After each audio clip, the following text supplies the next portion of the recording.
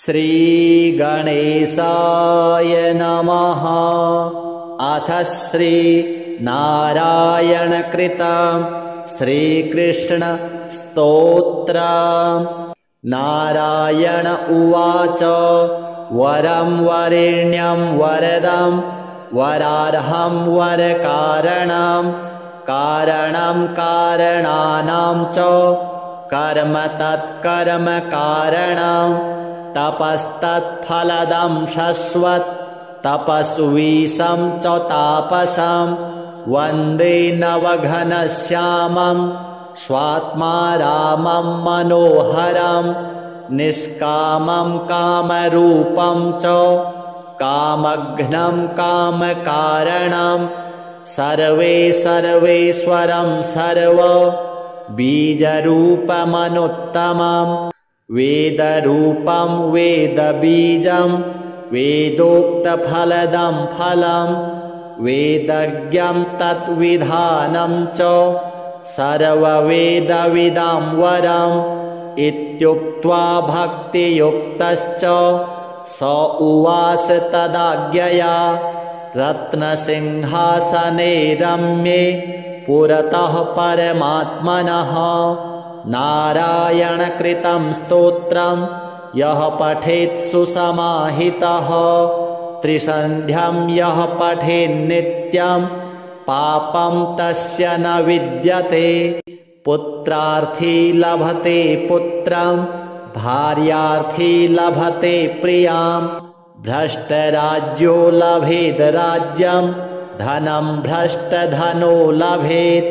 कारागारे विपद्ग्रस्तः स्तोत्रेणानेन मुच्यते रोगात् प्रमुच्यते रोगी वर्षश्रुत्वा च संयतः। श्रीकृष्णार्पणमस्तु।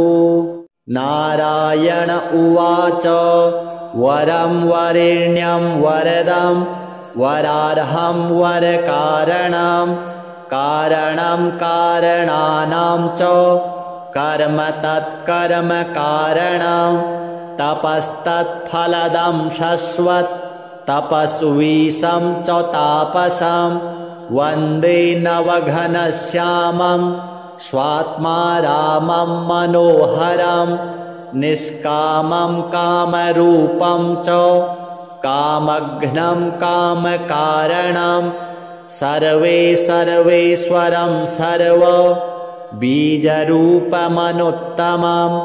वेदरूपं वेदबीजं वेदोक्तफलदं फलं वेदज्ञं तत्विधानं च सर्ववेदविदां वरम् इत्युक्त्वा भक्तियुक्तश्च स उवास तदाज्ञया रत्नसिंहासने रम्ये पुरतः परमात्मनः।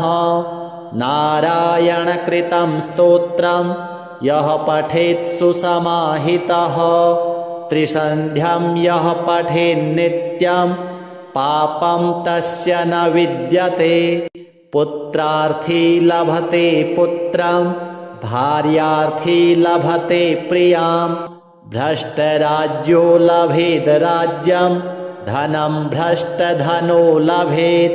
कारागारे विपद्ग्रस्तः स्तोत्रेणानेन मुच्यते रोगात् प्रमुच्यते रोगी वर्षश्रुत्वा च संयतः। श्रीकृष्णार्पणमस्तु।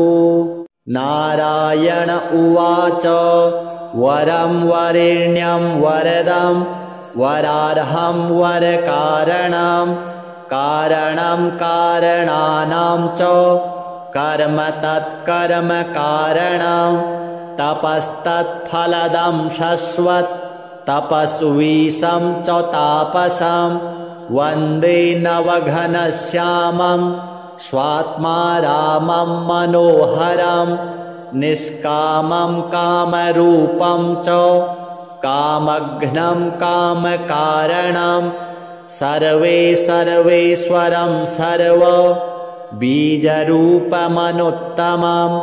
वेदरूपं वेदबीजं वेदोक्तफलदं फलं वेदज्ञं तद्विधानं च सर्ववेदविदां वरम् इत्युक्त्वा भक्तियुक्तश्च स उवाच तदाज्ञया रत्नसिंहासने रम्ये पुरतः परमात्मनः नारायणकृतं स्तोत्रं यः पठेत् सुसमाहितः त्रिसन्ध्यं यः पठेन्नित्यं पापं तस्य न विद्यते पुत्रार्थी लभते पुत्रं भार्यार्थी लभते प्रियां भ्रष्टराज्यो लभेद राज्यं धनं भ्रष्टधनो लभेत् कारागारे विपद्ग्रस्तः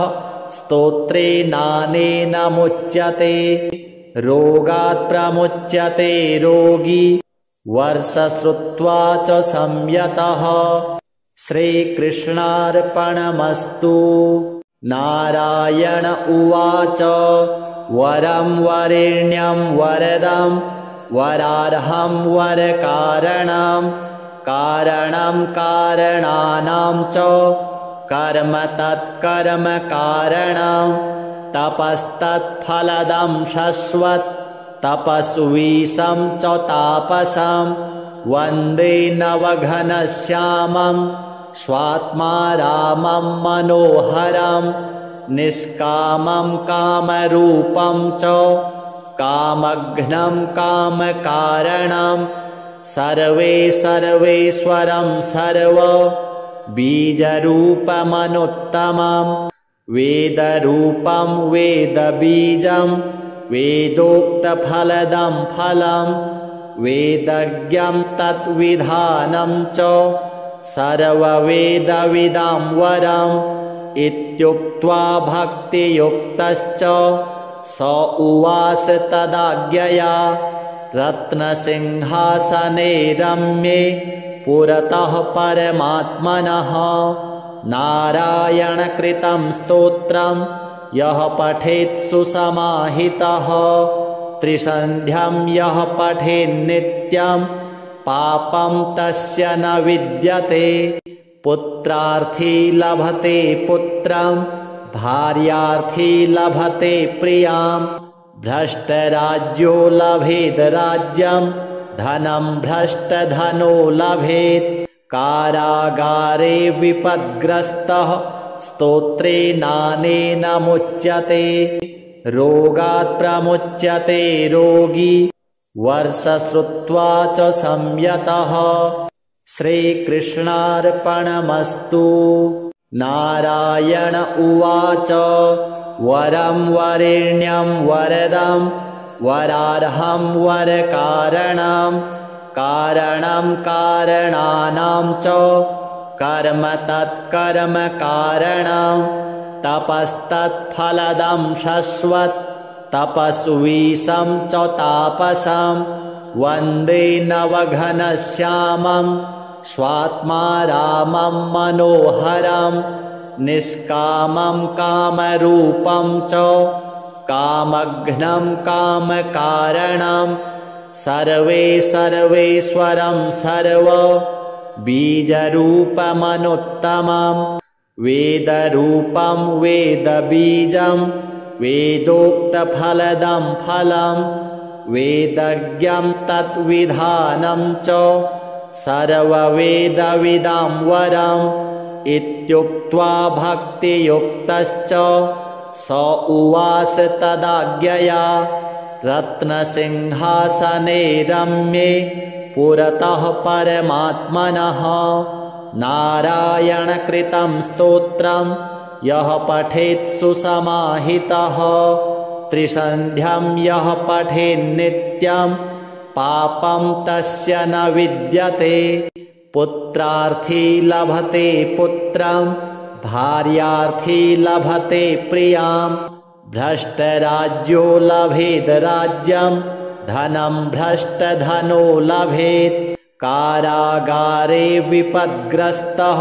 स्तोत्रेणानेन मुच्यते रोगात् प्रमुच्यते रोगी वर्षश्रुत्वा च संयतः श्रीकृष्णार्पणमस्तु।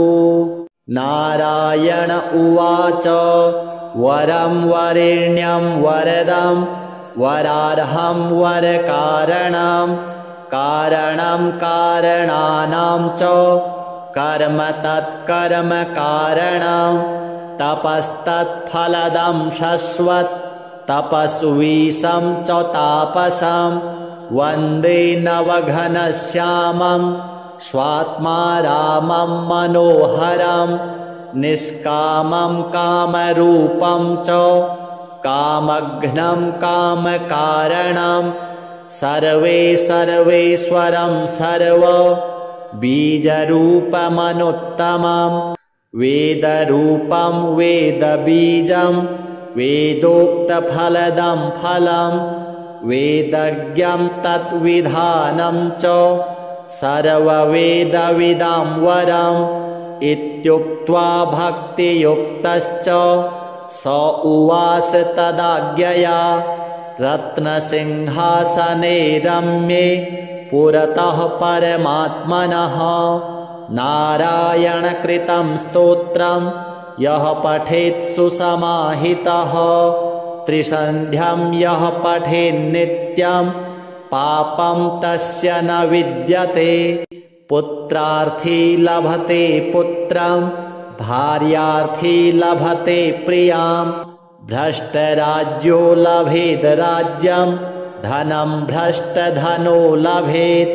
कारागारे विपद्ग्रस्तः स्तोत्रेणानेन मुच्यते रोगात् प्रमुच्यते रोगी वर्षश्रुत्वा च संयतः। श्रीकृष्णार्पणमस्तु।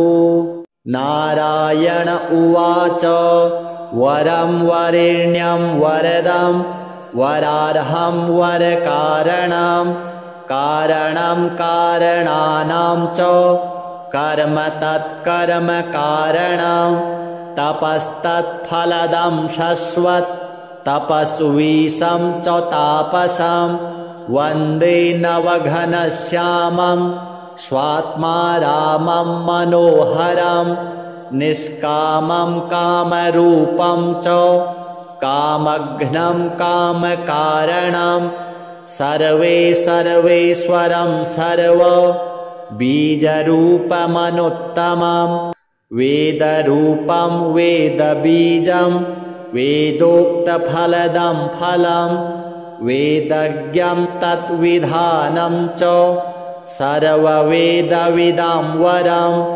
इत्युक्त्वा भक्तियुक्तश्च स उवास तदाज्ञया रत्नसिंहासने रम्ये पुरतः परमात्मनः। नारायणकृतं स्तोत्रं यः पठेत् सुसमाहितः त्रिसन्ध्यं यः पठेन्नित्यं पापं तस्य न विद्यते। पुत्रार्थी लभते पुत्रं भार्यार्थी लभते प्रियां भ्रष्टराज्यो लभेद राज्यं धनं भ्रष्टधनो लभेत्। कारागारे विपद्ग्रस्तः स्तोत्रेणानेन मुच्यते रोगात् प्रमुच्यते रोगी वर्षश्रुत्वा च संयतः। श्रीकृष्णार्पणमस्तु। नारायण उवाच वरं वरेण्यं वरदं वरार्हं वरकारणं कारणं कारणानां च कर्म तत्कर्म कारणं तपस्तत्फलदं शश्वत् तपस्वीशं च तापसं वन्दे नवघनश्यामं स्वात्मा रामं मनोहरं निष्कामं कामरूपं च कामघ्नं कामकारणं सर्वेश्वरं सर्व बीजरूपमनुत्तमं वेदरूपं वेदबीजं वेदोक्तफलदं फलं वेदज्ञं तत्विधानं च सर्ववेदविदां वरम् इत्युक्त्वा भक्तियुक्तश्च स उवास तदाज्ञया रत्नसिंहासने रम्ये पुरतः परमात्मनः। नारायणकृतं स्तोत्रं यः पठेत् सुसमाहितः त्रिसन्ध्यं यः पठेन्नित्यं पापं तस्य न विद्यते। पुत्रार्थी लभते पुत्रं भार्यार्थी लभते प्रियां भ्रष्टराज्यो लभेद राज्यं धनं भ्रष्टधनो लभेत्। कारागारे विपद्ग्रस्तः स्तोत्रेणानेन मुच्यते रोगात् प्रमुच्यते रोगी वर्षश्रुत्वा च संयतः। श्रीकृष्णार्पणमस्तु।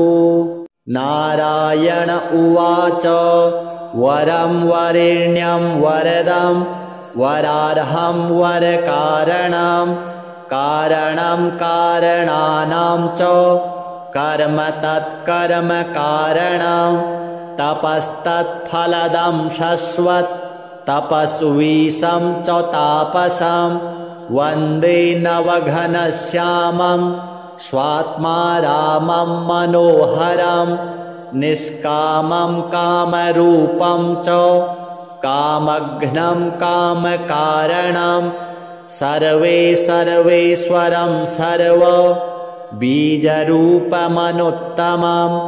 वेदरूपं वेदबीजं वेदोक्तफलदं फलं वेदज्ञं तद्विधानं च सर्ववेदविदां वरम् इत्युक्त्वा भक्तियुक्तश्च स उवास तदाज्ञया रत्नसिंहासने रम्ये पुरतः परमात्मनः। नारायणकृतं स्तोत्रं यः पठेत् सुसमाहितः त्रिसन्ध्यं यः पठेन्नित्यं पापं तस्य न विद्यते। पुत्रार्थी लभते पुत्रं भार्यार्थी लभते प्रियां भ्रष्टराज्यो लभेद राज्यं धनं भ्रष्टधनो लभेत्। कारागारे विपद्ग्रस्तः स्तोत्रेणानेन मुच्यते रोगात् प्रमुच्यते रोगी वर्षश्रुत्वा च संयतः। श्रीकृष्णार्पणमस्तु।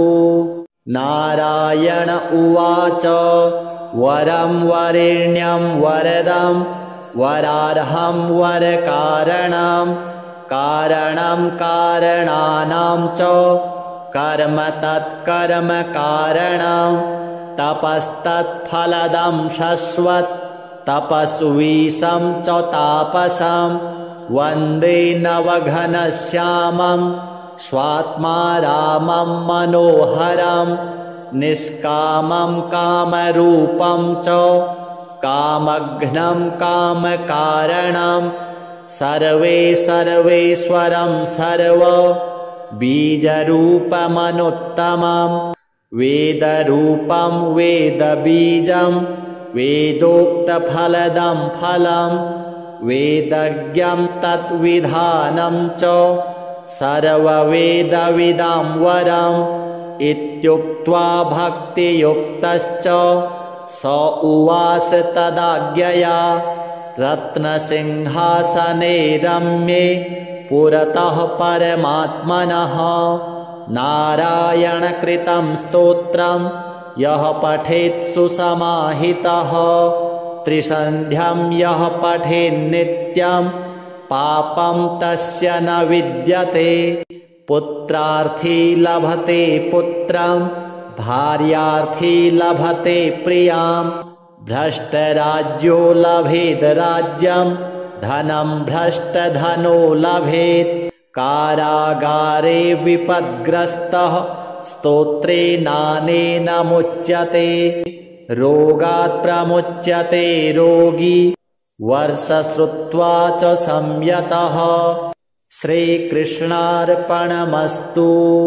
नारायण उवाच वरं वरेण्यं वरदं वरार्हं वरकारणं कारणं कारणानां च कर्म तत्कर्म कारणं तपस्तत्फलदं शश्वत् तपस्वीशं च तापसं वन्दे नवघनश्यामं स्वात्मा रामं मनोहरं निष्कामं कामरूपं च कामघ्नं कामकारणं सर्वेश्वरं सर्व बीजरूपमनुत्तमं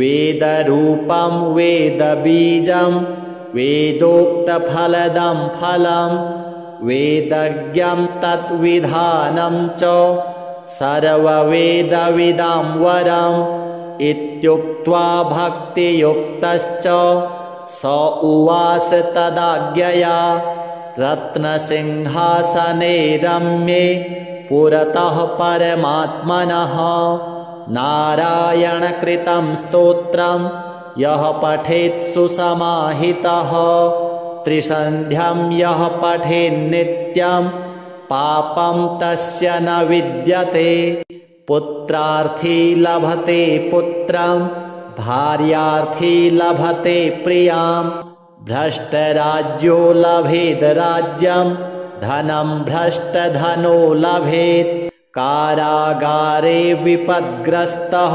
स्तोत्रेणानेन मुच्यते रोगात् प्रमुच्यते रोगी वर्षश्रुत्वा च संयतः श्रीकृष्णार्पणमस्तु। नारायण उवाच वरं वरेण्यं वरदं वरार्हं वरकारणं कारणं कारणानां च कर्म तत्कर्म कारणं तपस्तत्फलदं शश्वत् तपस्वीशं च तापसं वन्दे नवघनश्यामं स्वात्मा रामं मनोहरं निष्कामं कामरूपं च कामघ्नं कामकारणं सर्वेश्वरं सर्व बीजरूपमनुत्तमं वेदरूपं वेदबीजं वेदोक्तफलदं फलं वेदज्ञं तद्विधानं च सर्ववेदविदां वरम् इत्युक्त्वा भक्तियुक्तश्च स उवास तदाज्ञया रत्नसिंहासने रम्ये पुरतः परमात्मनः नारायणकृतं स्तोत्रं यः पठेत् सुसमाहितः त्रिसन्ध्यं यः पठेन्नित्यं पापं तस्य न विद्यते पुत्रार्थी लभते पुत्रं भार्यार्थी लभते प्रियां भ्रष्टराज्यो लभेद् राज्यं धनं भ्रष्टधनो लभेत् कारागारे विपद्ग्रस्तः स्तोत्रेणानेन मुच्यते रोगात् प्रमुच्यते रोगी वर्षश्रुत्वा च संयतः श्रीकृष्णार्पणमस्तु। नारायण उवाच वरं वरेण्यं वरदं वरार्हं वरकारणं कारणं कारणानां च कर्म तत्कर्म कारणं तपस्तत्फलदं शश्वत् तपस्वीशं च तापसं वन्दे नवघनश्यामं स्वात्मा रामं मनोहरं निष्कामं कामरूपं च कामघ्नं कामकारणं सर्वेश्वरं सर्व बीजरूपमनुत्तमं वेदरूपं वेदबीजं वेदोक्तफलदं फलं वेदज्ञं तद्विधानं च सर्ववेदविदां वरम् इत्युक्त्वा भक्तियुक्तश्च स उवास तदाज्ञया रत्नसिंहासने रम्ये पुरतः परमात्मनः नारायणकृतं स्तोत्रं यः पठेत् सुसमाहितः त्रिसन्ध्यं यः पठेन्नित्यं पापं तस्य न विद्यते पुत्रार्थी लभते पुत्रं भार्यार्थी लभते प्रियां भ्रष्टराज्यो लभेद राज्यं धनं भ्रष्टधनो लभेत् कारागारे विपद्ग्रस्तः स्तोत्रेणानेन मुच्यते रोगात् प्रमुच्यते रोगी वर्षश्रुत्वा च संयतः श्रीकृष्णार्पणमस्तु।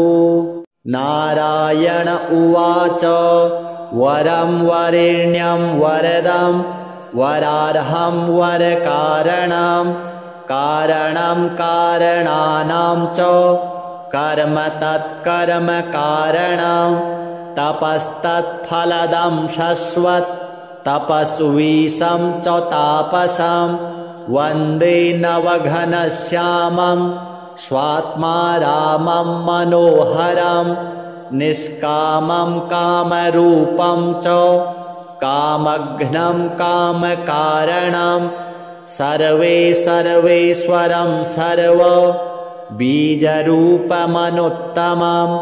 वेदरूपं वेदबीजं वेदोक्तफलदं फलं वेदज्ञं तत्विधानं च सर्ववेदविदां वरम् इत्युक्त्वा भक्तियुक्तश्च स उवास तदाज्ञया रत्नसिंहासने रम्ये पुरतः परमात्मनः नारायणकृतं स्तोत्रं यः पठेत् सुसमाहितः त्रिसन्ध्यं यः पठेन्नित्यं पापं तस्य न विद्यते पुत्रार्थी लभते पुत्रं भार्यार्थी लभते प्रियां भ्रष्टराज्यो लभेद राज्यं धनं भ्रष्टधनो लभेत् कारागारे विपद्ग्रस्तः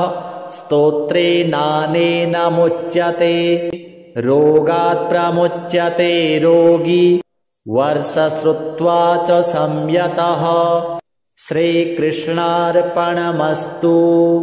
नारायण उवाच वरं वरेण्यं वरदं वरार्हं वरकारणं कारणं कारणानां च कर्म तत्कर्म कारणं तपस्तत्फलदं शश्वत् तपस्वीशं च तापसं वन्दे नवघनश्यामं स्वात्मा रामं मनोहरं निष्कामं कामरूपं च कामघ्नं कामकारणं सर्वेश्वरं सर्व बीजरूपमनुत्तमं वेदरूपं वेदबीजं वेदोक्तफलदं फलं वेदज्ञं तत्विधानं च सर्ववेदविदां वरम्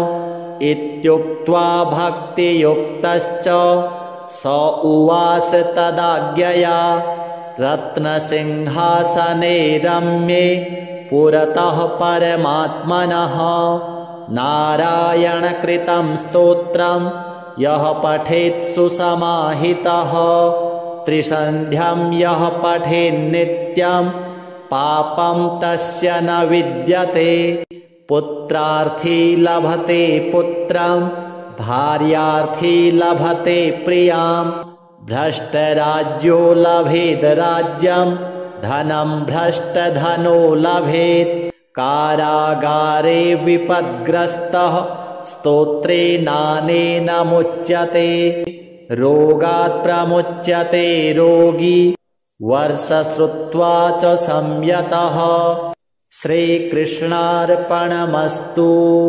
नारायण उवाच वरं वरेण्यं वरदं वरार्हं वरकारणं कारणं कारणानां च कर्म तत्कर्मकारणं तपस्तत्फलदं शश्वत् तपस्वीशं च तापसं वन्दे नवघनश्यामं स्वात्मा रामं मनोहरं निष्कामं कामरूपं च कामघ्नं कामकारणं सर्वेश्वरं सर्व बीजरूपमनुत्तमं वेदरूपं वेदबीजं वेदोक्तफलदं फलं वेदज्ञं तद्विधानं च सर्ववेदविदां वरम् इत्युक्त्वा भक्तियुक्तश्च स उवास तदाज्ञया रत्नसिंहासने रम्ये पुरतः परमात्मनः नारायणकृतं स्तोत्रं यः पठेत् सुसमाहितः त्रिसन्ध्यं यः पठेन्नित्यं पापं तस्य न विद्यते पुत्रार्थी लभते पुत्रं भार्यार्थी लभते प्रियां भ्रष्टराज्यो लभेद राज्यं धनं भ्रष्टधनो लभेत् कारागारे विपद्ग्रस्तः स्तोत्रेणानेन मुच्यते रोगात् प्रमुच्यते रोगी वर्षश्रुत्वा च संयतः श्रीकृष्णार्पणमस्तु। नारायण उवाच वरं वरेण्यं वरदं वरार्हं वरकारणं कारणं कारणानां च कर्म तत्कर्मकारणं तपस्तत्फलदं शश्वत् तपस्वीशं च तापसं वन्दे नवघनश्यामं स्वात्मा रामं मनोहरं निष्कामं कामरूपं च कामघ्नं कामकारणं सर्वेश्वरं सर्व बीजरूपमनुत्तमं वेदरूपं वेदबीजं वेदोक्तफलदं फलं वेदज्ञं तद्विधानं च सर्ववेदविदां वरम् इत्युक्त्वा भक्तियुक्तश्च स उवास तदाज्ञया रत्नसिंहासने रम्ये पुरतः परमात्मनः नारायणकृतं स्तोत्रं यः पठेत् सुसमाहितः त्रिसन्ध्यं यः पठेन्नित्यं पापं तस्य न विद्यते पुत्रार्थी लभते पुत्रं भार्यार्थी लभते प्रियां भ्रष्टराज्यो लभेद राज्यं धनं भ्रष्टधनो लभेत् कारागारे विपद्ग्रस्तः स्तोत्रेणानेन मुच्यते रोगात् प्रमुच्यते रोगी वर्षश्रुत्वा च संयतः श्रीकृष्णार्पणमस्तु। नारायण उवाच वरं वरेण्यं वरदं वरार्हं वरकारणं कारणं कारणानां च कर्म तत्कर्मकारणं तपस्तत्फलदं शश्वत् तपस्वीशं च तापसं वन्दे नवघनश्यामं स्वात्मा रामं मनोहरं निष्कामं कामरूपं च कामघ्नं कामकारणं सर्वेश्वरं सर्व बीजरूपमनुत्तमं वेदरूपं वेदबीजं वेदोक्तफलदं फलं वेदज्ञं तद्विधानं च सर्ववेदविदां वरम् इत्युक्त्वा भक्तियुक्तश्च स उवास तदाज्ञया रत्नसिंहासने रम्ये पुरतः परमात्मनः। नारायणकृतं स्तोत्रं यः पठेत् सुसमाहितः त्रिसन्ध्यं यः पठेन्नित्यं पापं तस्य न विद्यते। पुत्रार्थी लभते पुत्रं भार्यार्थी लभते प्रियां भ्रष्टराज्यो लभेद राज्यं धनं भ्रष्टधनो लभेत्। कारागारे विपद्ग्रस्तः स्तोत्रेणानेन मुच्यते रोगात् प्रमुच्यते रोगी वर्षश्रुत्वा च संयतः। श्रीकृष्णार्पणमस्तु। नारायण उवाच वरं वरेण्यं वरदं वरार्हं वरकारणं कारणं कारणानां च कर्म तत्कर्म कारणं तपस्तत्फलदं शश्वत् तपस्वीशं च तापसं वन्दे नवघनश्यामं स्वात्मा रामं मनोहरं निष्कामं कामरूपं च कामघ्नं कामकारणं सर्वेश्वरं सर्व बीजरूपमनुत्तमं वेदरूपं वेदबीजं वेदोक्तफलदं फलं वेदज्ञं तत्विधानं च सर्ववेदविदां वरम् इत्युक्त्वा भक्तियुक्तश्च स उवास तदाज्ञया रत्नसिंहासने रम्ये पुरतः परमात्मनः। नारायणकृतं स्तोत्रं यः पठेत् सुसमाहितः त्रिसन्ध्यं यः पठेन्नित्यं पापं तस्य न विद्यते। पुत्रार्थी लभते पुत्रं भार्यार्थी लभते प्रियां भ्रष्टराज्यो लभेद राज्यं धनं भ्रष्टधनो लभेत्। कारागारे विपद्ग्रस्तः स्तोत्रेणानेन मुच्यते रोगात् प्रमुच्यते रोगी वर्षश्रुत्वा च संयतः। श्रीकृष्णार्पणमस्तु। नारायण उवाच वरं वरेण्यं वरदं वरार्हं वरकारणं कारणं कारणानां च कर्म तत्कर्म कारणं तपस्तत्फलदं शश्वत् तपस्वीशं च तापसं वन्दे नवघनश्यामं स्वात्मा रामं मनोहरं निष्कामं कामरूपं च कामघ्नं कामकारणं सर्वेश्वरं सर्व बीजरूपमनुत्तमं वेदरूपं वेदबीजं वेदोक्तफलदं फलं वेदज्ञं तत्विधानं च सर्ववेदविदां वरम् इत्युक्त्वा भक्तियुक्तश्च स उवास तदाज्ञया रत्नसिंहासने रम्ये पुरतः परमात्मनः। नारायणकृतं स्तोत्रं यः पठेत् सुसमाहितः त्रिसन्ध्यं यः पठेन्नित्यं पापं तस्य न विद्यते।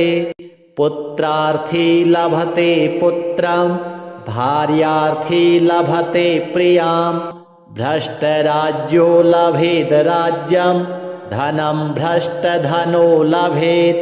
कारागारे विपद्ग्रस्तः स्तोत्रेणानेन मुच्यते रोगात् प्रमुच्यते रोगी वर्षश्रुत्वा च संयतः। श्रीकृष्णार्पणमस्तु। नारायण उवाच वरं वरेण्यं वरदं वरार्हं वरकारणं कारणं कारणानां च कर्म तत्कर्म कारणं तपस्तत्फलदं शश्वत् तपस्वीशं च तापसं वन्दे नवघनश्यामं स्वात्मा रामं मनोहरं निष्कामं कामरूपं च कामघ्नं कामकारणं सर्वेश्वरं सर्व बीजरूपमनुत्तमं वेदरूपं वेदबीजं वेदोक्तफलदं फलं वेदज्ञं तत्विधानं च सर्ववेदविदां वरम् इत्युक्त्वा भक्तियुक्तश्च स उवाच तदाज्ञया रत्नसिंहासने रम्ये पुरतः परमात्मनः नारायणकृतं स्तोत्रं यः पठेत् सुसमाहितः त्रिसन्ध्यं यः पठेन्नित्यं पापं तस्य न विद्यते पुत्रार्थी लभते पुत्रं भार्यार्थी लभते प्रियां भ्रष्टराज्यो लभेद् राज्यं धनं भ्रष्टधनो लभेत् कारागारे विपद्ग्रस्तः स्तोत्रेणानेन मुच्यते रोगात् प्रमुच्यते रोगी वर्षश्रुत्वा च संयतः श्रीकृष्णार्पणमस्तु। नारायण उवाच वरं वरेण्यं वरदं वरार्हं वरकारणं कारणं कारणानां च कर्म तत्कर्म कारणं तपस्तत्फलदं शश्वत् तपस्वीशं च तापसं वन्दे नवघनश्यामं स्वात्मा रामं मनोहरं निष्कामं कामरूपं च कामघ्नं कामकारणं सर्वेश्वरं सर्व बीजरूपमनुत्तमं वेदरूपं वेदबीजं वेदोक्तफलदं फलं वेदज्ञं तत्विधानं च सर्ववेदविदां वरम् इत्युक्त्वा भक्तियुक्तश्च स उवाच तदाज्ञया रत्नसिंहासने रम्ये पुरतः परमात्मनः नारायणकृतं स्तोत्रं यः पठेत् सुसमाहितः त्रिसन्ध्यं यः पठेन्नित्यं पापं तस्य न विद्यते पुत्रार्थी लभते पुत्रं भार्यार्थी लभते प्रियां भ्रष्टराज्यो लभेद् राज्यं धनं भ्रष्टधनो लभेत् कारागारे विपद्ग्रस्तः स्तोत्रेणानेन मुच्यते रोगात् प्रमुच्यते रोगी वर्षश्रुत्वा च संयतः श्रीकृष्णार्पणमस्तु। नारायण उवाच वरं वरेण्यं वरदं वरार्हं वरकारणं कारणं कारणानां च कर्म तत्कर्म कारणं तपस्तत्फलदं शश्वत् तपस्वीशं च तापसं वन्दे नवघनश्यामं स्वात्मा रामं मनोहरं निष्कामं कामरूपं च कामघ्नं कामकारणं सर्वेश्वरं सर्व बीजरूपमनुत्तमं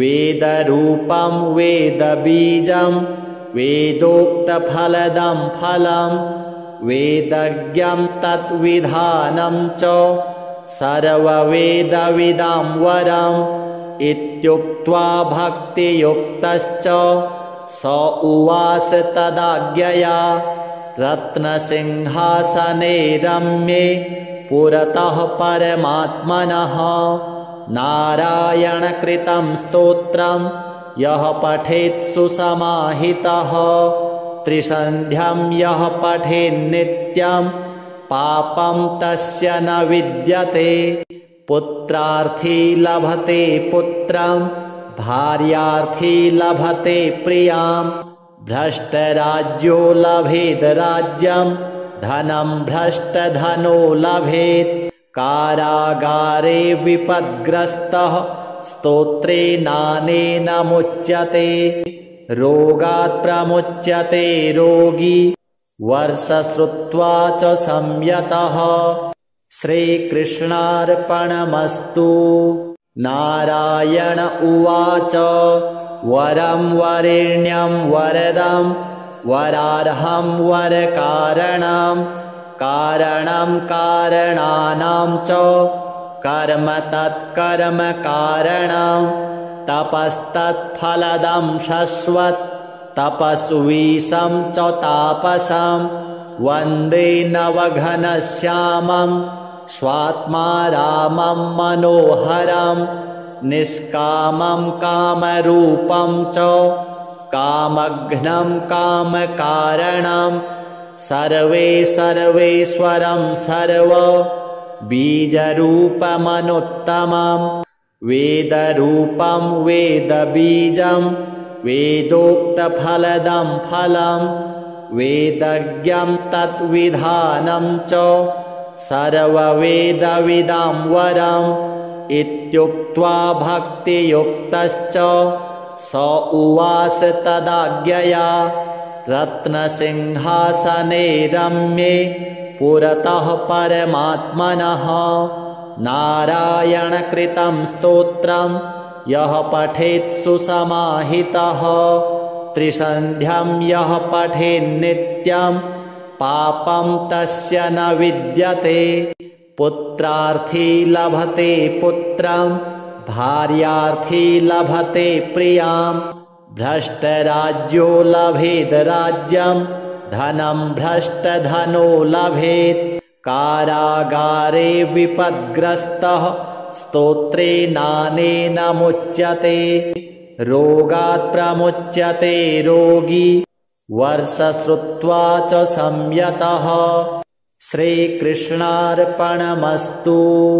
नारायण उवाच वरं वरेण्यं वरदं वरार्हं वरकारणं कारणं कारणानां च कर्म तत्कर्म कारणं तपस्तत्फलदं शश्वत् तपस्वीशं च तापसं वन्दे नवघनश्यामं स्वात्मा रामं मनोहरं निष्कामं कामरूपं च कामघ्नं कामकारणं सर्वे सर्वेश्वरं सर्व बीजरूपमनुत्तमं वेदरूपं वेदबीजं वेदोक्तफलदं फलं वेदज्ञं तत्विधानं च सर्ववेदविदां वरम्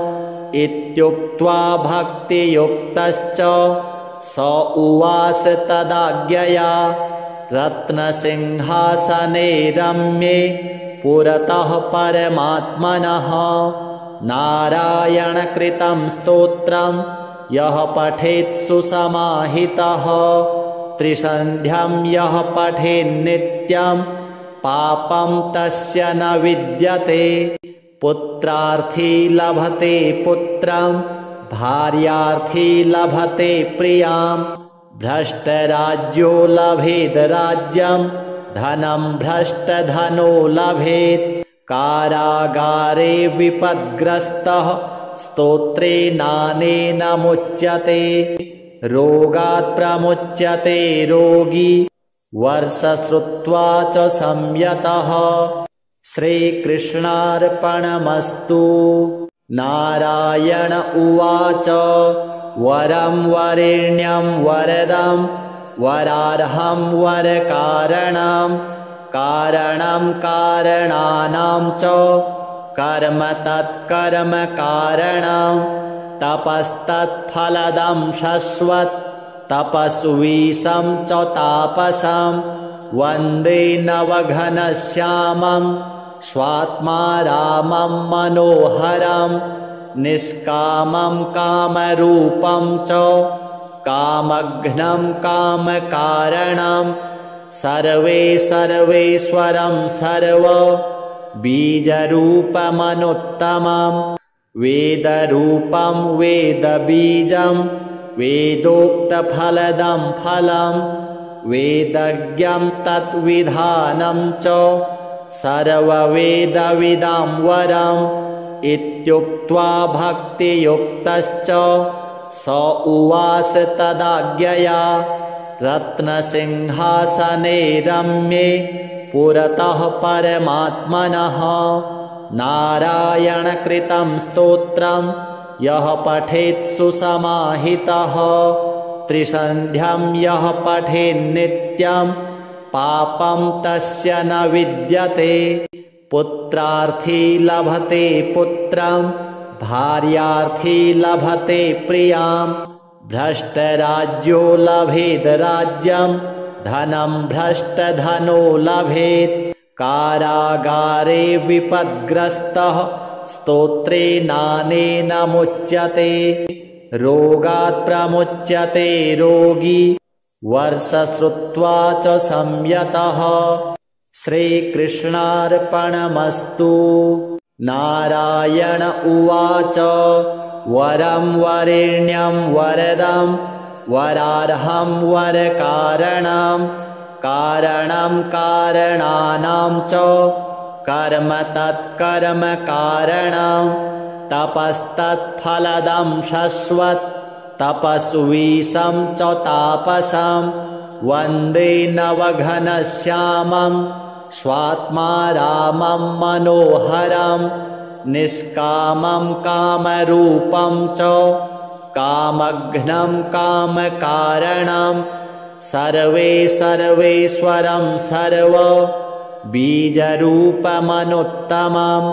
वेदरूपं वेदबीजं वेदोक्तफलदं फलं वेदज्ञं तत्विधानं च सर्ववेदविदां वरम् इत्युक्त्वा भक्तियुक्तश्च स उवाच तदाज्ञया रत्नसिंहासने रम्ये पुरतः परमात्मनः नारायणकृतं स्तोत्रं यः पठेत् सुसमाहितः त्रिसन्ध्यं यः पठेन्नित्यं पापं तस्य न विद्यते पुत्रार्थी लभते पुत्रं भार्यार्थी लभते प्रियां भ्रष्टराज्यो लभेद राज्यं धनं भ्रष्टधनो लभेत् कारागारे विपद्ग्रस्तः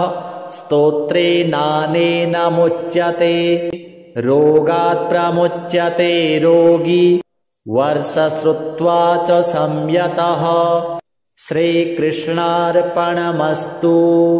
नारायण उवाच वरं वरेण्यं वरदं वरार्हं वरकारणं कारणं कारणानां च कर्म तत्कर्म कारणं तपस्तत्फलदं शश्वत् तपस्वीशं च तापसं वन्दे नवघनश्यामं स्वात्मा रामं मनोहरं निष्कामं कामरूपं च कामघ्नं कामकारणं सर्वेश्वरं सर्व बीजरूपमनुत्तमं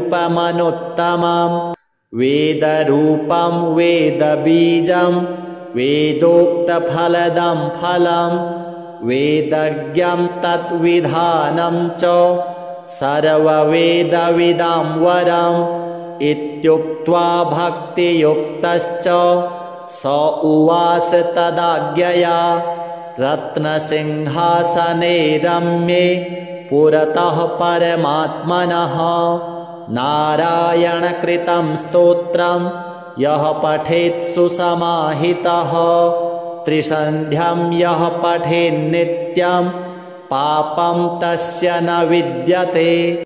पुत्रार्थी लभते पुत्रं, भार्यार्थी लभते प्रियां। भ्रष्टराज्यो लभेद राज्यं, धनं भ्रष्टधनो लभेत्। कारागारे विपद्ग्रस्तः, स्तोत्रेणानेन मुच्यते। रोगात् प्रमुच्यते रोगी, वर्षश्रुत्वा च संयतः। श्रीकृष्णार्पणमस्तु।